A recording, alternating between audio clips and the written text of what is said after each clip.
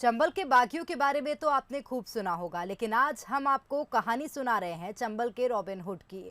पूर्वदस्यु रमेश सिकरवार की कहानी किसी फिल्म से कम नहीं है। कभी अपनी जमीन लेने की खातिर अपने ही चाचा की हत्या करने के बाद रमेश सिकरवार बीहड़ में उतर गए और अब समाज के गरीब कमजोर लोगों की मदद करते हुए गरीबों की जमीन को दबंगों के कब्जे से छुड़ाकर उनको वापस दिला रहे हैं। देखिए हमारी खास रिपोर्ट। खाट पर बैठकर हाथों में आईना लेकर खुद को निहारते हुए मूंछों पर ताव देने वाला ये शख्स और कोई नहीं बल्कि चंबल के बीहड़ों में एक दशक तक राज करने वाले पूर्वदस्यु रमेश सिकरवार है। पुश्तैनी जमीनी विवाद को लेकर रमेश सिकरवार को बंदूक उठानी पड़ी।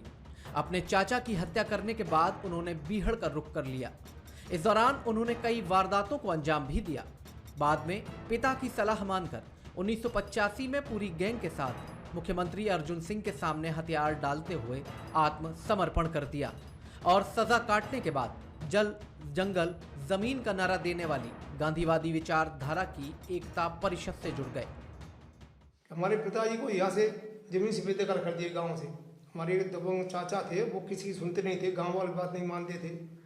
कई बार प्रयास किए, गांव वाले इकट्ठे हुए, समझाया, नहीं माना तो अपने पिताजी तो मारने को तलवार लेकर तैयार हुए तो उन्होंने गांव छोड़ दिया पिताजी ने। जब चाचा नहीं माने, ठीक है बेटा तुम लो भगवती का नाम और बिल्कुल नियम पर चलना, हाथ में लो बंदी को मारो सालों। तो नहीं माने तो उन्होंने उनको एक को मारना पड़ा और मारना पड़े से बाद फिर बागी बनना ही पड़ा। 32 लोग थे गैंग में, तो सभी लोग वो जमीन के विवाद में बड़ा बागी बने थे। ऐसा कोई व्यक्ति नहीं था तो वैसे ही बने। 84 में 87 अपने अर्जुन सिंह के सामने आत्मसमर्पण किया। रमेश आदिवासियों की जमीनों को दबंगों से मुक्त कराने के मिशन में जुटे हुए हैं।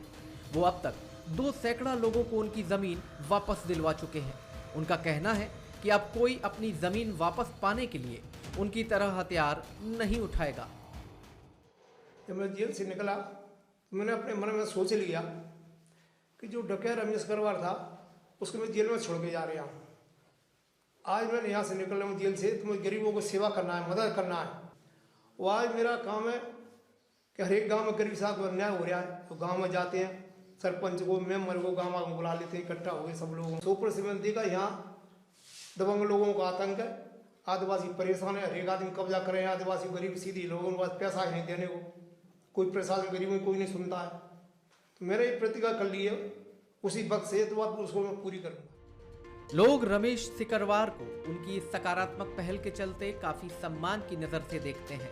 हमने उन लोगों से भी बात की जिनकी जमीन मुक्त कराई गई है। सुनिए वो क्या कहते हैं। चाचा ने शिकायत लेके आए थे हम, चाचा हमारी जमीन कब्जा कर रखी है। तो चाचा पहुंचे उनके यहाँ कि भैया उनकी गरीब जनता की कब्जा क्यों कर रखी है। तो उन्होंने कही तुम कह रहे हैं छोड़ देंगे। चाचा ने जमीन छोड़ा दी, वो जमीन हम कर रहे हैं उस जमीन को। अब बड़ी हालात है, गेहूँ खड़े हैं, सरसों खड़ी है। चाचा की मुखिया जी की बदौलत हो गया हमारा काम। परेशानी यही थी, दबंग लोग आ गए, बिल्कुल हमारी जमीन पे कब्जा कर लिया और मतलब कब्जा करके हमें जोतन नहीं देते हुए, क्योंकि हम तो पैसा नहीं था हमारे पास और बिल के पास तो पैसा था। कागज आप ही के थे? हमारे कागज हैं आज तक। हाँ। लेकिन बिल ने कब्जा कर लिया, हम पैसे चढ़ा करके। फिर आप लोगों ने हमने छुड़ाने की कोशिश करी, बिल ने मना कर दी कि हम नहीं छोड़ सकते। तहसील में गए, कलेक्ट्रेट में गए, सब ने मना कर दी भैया हम कहा जाने, अब तुम जानो, तुम्हारी जमीन जाने, हम कुछ नहीं कह सकते। फिर हम पहुंचे मुखिया जी के पास, सिकरवार साहब के पास।